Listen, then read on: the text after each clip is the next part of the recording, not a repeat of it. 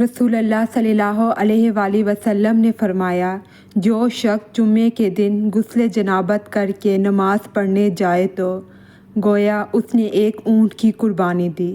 اگر اول وقت مسجد میں پہنچا، اگر بعد میں گیا تو گویا ایک گائے کی قربانی دی، اور جو تیسرے نمبر پر گیا گویا اس نے ایک سینگ والے مینڈے کی قربانی دی، اور جو کوئی چوتھے نمبر پر گیا تو اس نے گویا ایک مرغی کی قربانی دی، اور جو کوئی پانچویں نمبر پر گیا تو اس نے گویا انڈا اللہ کی راہ میں دیا۔ لیکن جب امام خطبے کے لیے باہر آ جاتا ہے تو ملائکہ خطبہ سننے میں مشغول ہو جاتے ہیں۔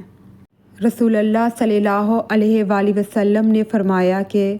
مجھے اپنی امت یا لوگوں کی تکلیف کا خیال نہ ہوتا تو میں ہر نماز کے لیے ان کو مسواک کا حکم دے دیتا۔